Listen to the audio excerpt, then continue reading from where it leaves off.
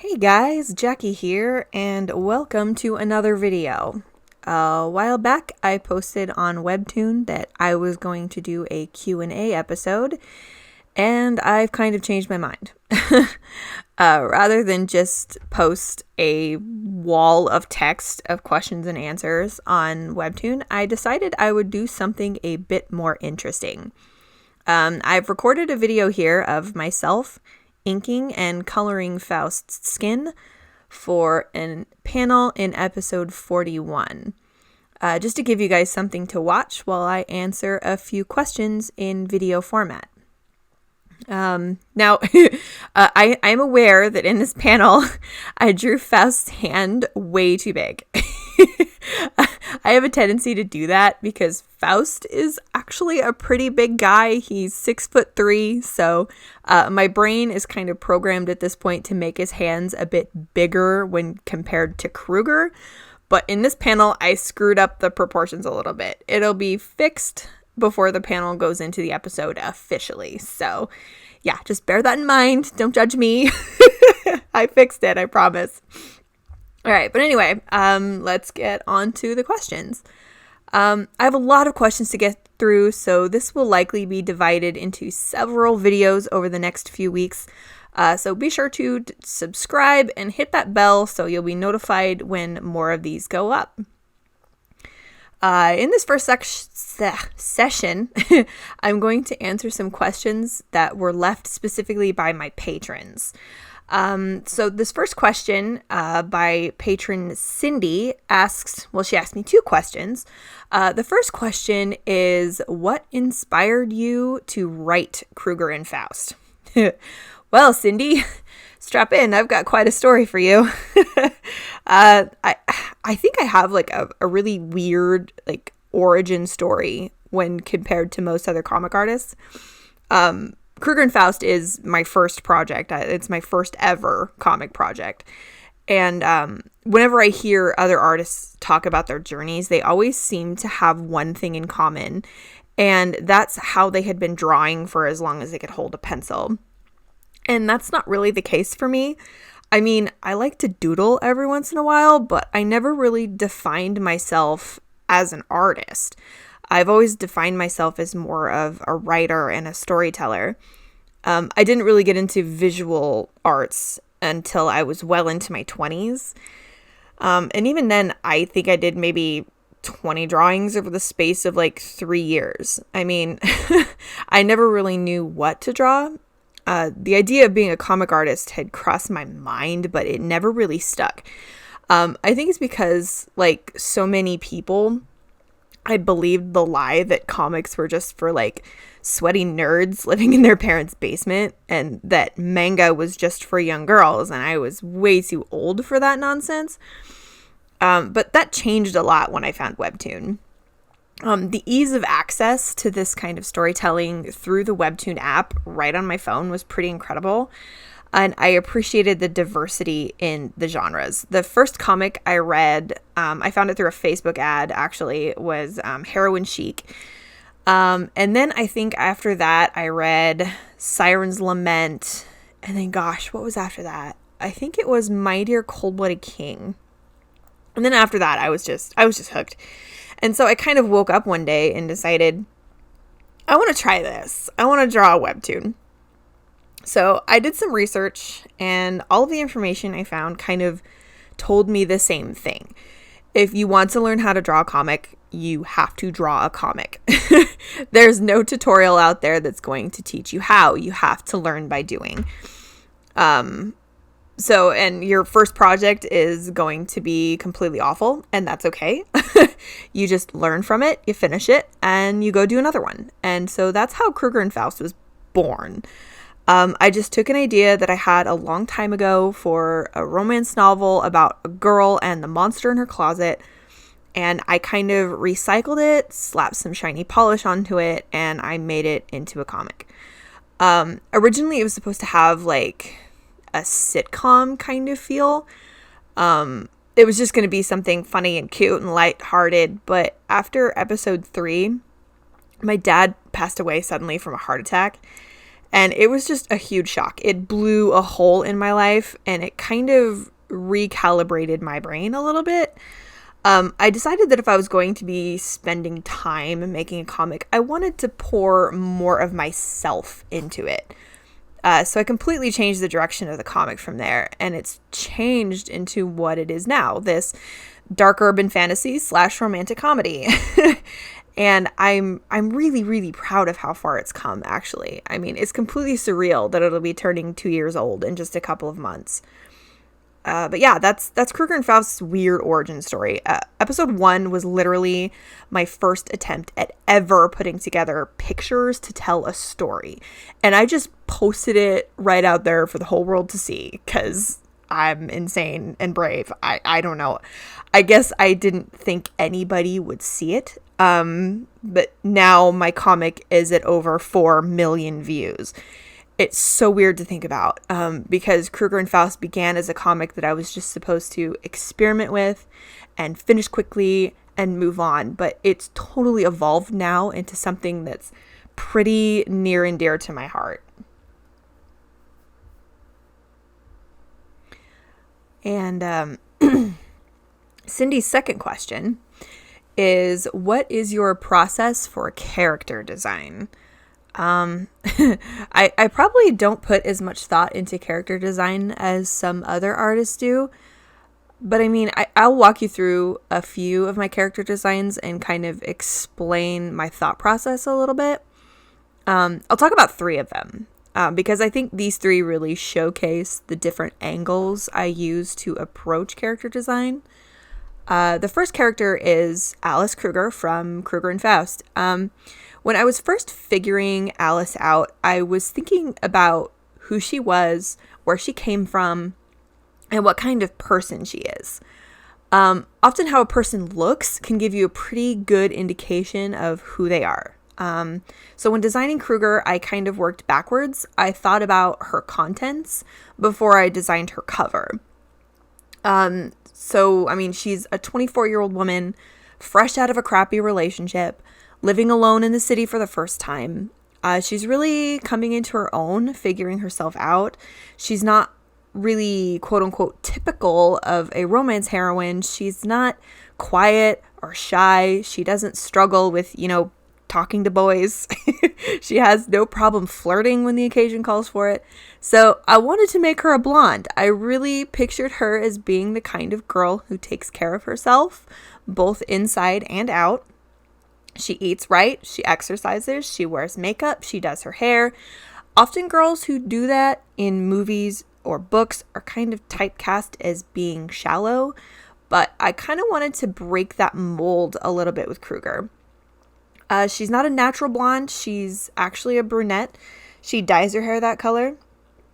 And so I wanted her eyes to be blue and her skin to be pale because I think it gives her a really soft, almost angelic appearance, which I think is a really fun contrast to Faust because everything about him is like a shade of red. His skin tone is warmer and darker. He has kind of those golden yellow eyes, that warm brown hair. And from a coloring perspective, their palettes really complement each other. And so that was kind of my thinking behind Kruger's design specifically, especially after the prank war arc, after she had that pink hair. And I kind of had an opportunity to change her hair color from that kind of weird brassy color that it was before to the kind of more icy blonde that it is now. That kind of brassy tone that she had before was honestly a purposeful and strategic choice, because since she was a brunette that was going blonde at the time she moved, her hair was kind of that, like, I don't know if you've ever, like, if you're a brunette who's ever tried to go blonde, your hair kind of goes through that weird funky transition because you can't dye your hair all at once or else it'll all fall out. So yeah, and then I really was happy with the icy tone that it is now. I'm really happy with that. It complements Faust's coloring really well, I think. And another character I can talk about, the design that I can talk about is Grimm from my comic Sovereign. She's also a blonde. because Sovereign is a reimagining of Snow White, and I wanted to figure out a way of incorporating the quote-unquote fairest of them all concept without it turning into a direct comparison of beauty between Snow and Grimm. I just think that's a silly idea, and I wanted to twist it a little bit.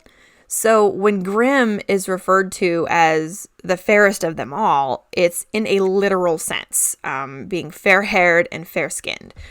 As the comic progresses, you'll see that there aren't any other blondes in the cast. In this world that I have built, blondes are actually kind of rare. And on the flip side of that coin, there's also only one character with true black hair, and that's Snow White. But I digress. That's a whole nother thing. I made Grimm's hair a bit more golden colored than Alice's. I liked giving her a warmer tone.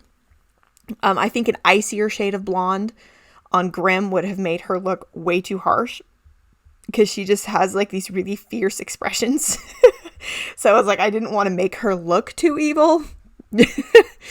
And I gave her these really, really bright, intense green eyes because I wanted her to have just this really intense stare. So I really chose a really bright green color for her eyes. And the last character I'll talk about is Theron, also from Sovereign. The thinking behind him is much, much simpler. I needed a guy who was conventionally attractive, had long hair because I like long hair, and I gave him bangs because I hate drawing hairlines.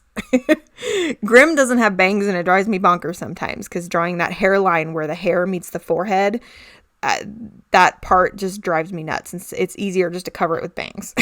You know what I mean? And so I didn't want to torture myself anymore, so I gave him bangs.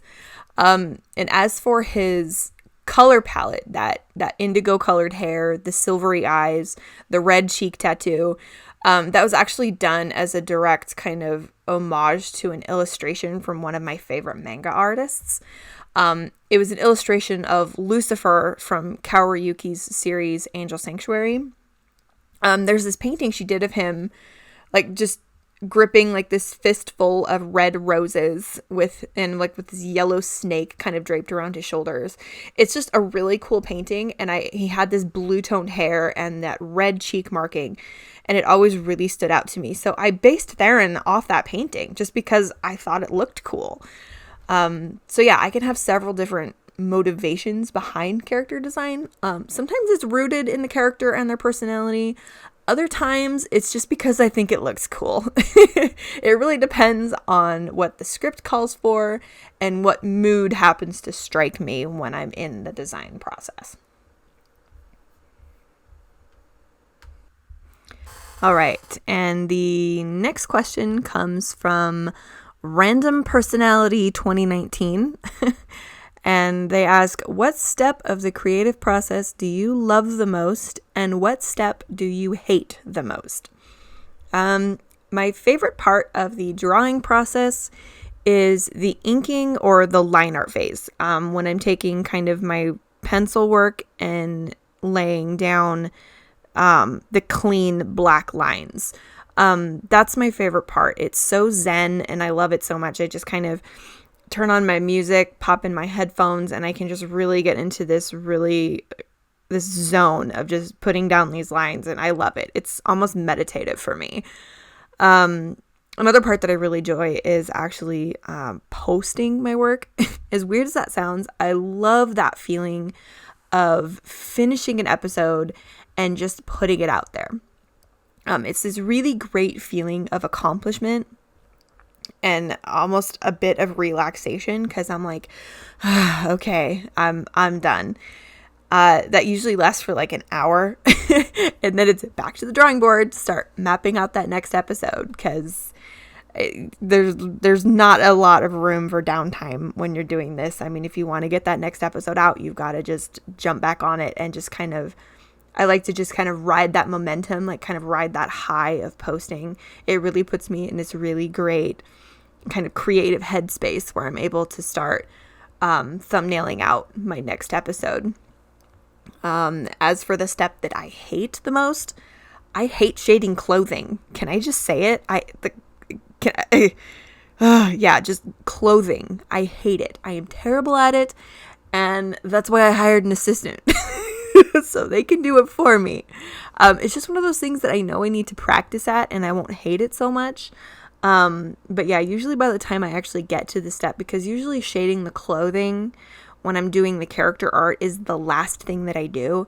And by the time I get to that step, I am already so burnt out and I am just ready to move on that I kind of just rush through it, and then I just end up not liking it. So that is something that I am working on. I am doing studies and trying to fix that. But for right now, it is still my most hated step in the entire process.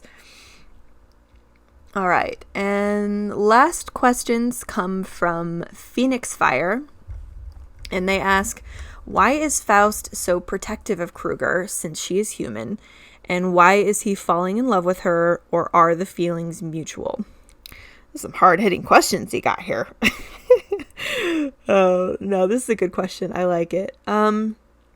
Faust is protective of Kruger simply because at heart, he's a decent guy. I mean, he's my marshmallow boy.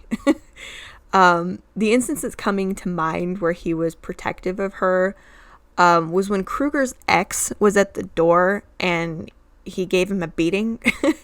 I feel like in that kind of situation, that's what a lot of good guys would do. I mean, maybe not beat the other guy senseless, but come to a girl's defense in some way. And at that point, I don't think Faust really understood what he was feeling. Like Kruger, he was overwhelmed by this sudden change in his life. And until that point, he was just coping with it the only way he knew how. And that was just being an over-the-top, flirty prankster. And once that facade kind of broke down and Kruger was put in a situation of genuine stress, he reacted. And his instinctual reaction was to be supportive of her and to come to her defense and really help her where she needed it. As for why he's in love with her, I mean, what's not to love? I mean, I think Faust is really drawn to that fiery personality of hers. There's an episode coming up where he'll start to kind of get into that more. But from the beginning, I've approached Faust's character from this certain angle, and I've kept in mind everything that happened before the story officially began. Before Kruger got hit with that flower pot and could start to see supernatural creatures, Faust was in that apartment with her, like always able to watch her where she couldn't watch him. And it sounds super creepy, I know, but it is what it is. And I briefly touched on that in the very first episodes when he teased her about how her jazzercise was paying off. And when he watched Titanic with her when she didn't know he was there, when she acted like a goofball, vacuuming her floor, singing cheesy old songs, or failing at yoga, he was always there. I mean, really seeing her for who she really is. Like there's an episode where he knew she didn't come home because she always hangs her purse on that hook and she puts her keys in that bowl by the door. Even back then, he was already familiar with her and her patterns, and he knew her very well. And after she could start seeing him and they began truly interacting, those interactions were kind of the spark on the tinderbox that really made him fall really hard and really fast for her when he did. So are the feelings mutual? Not at this point. At the time of this recording, we're at episode 40. Kruger likes Faust and is obviously attracted to him. If you've read episode 40, you can see what I mean. But her feelings are not as developed as his are, simply because she doesn't know him as well as he knows her. So yeah, well, that's the best answer I've got for that isn't going too far into spoilers. So that kind of wraps up the questions from my patrons. I'll be back again probably next week with another round of questions. This time they'll be pulled from the comment section in my Q&A post on Webtoon. So thank you for watching. Be sure to subscribe and hit that bell, and I will see you again next time. Thanks.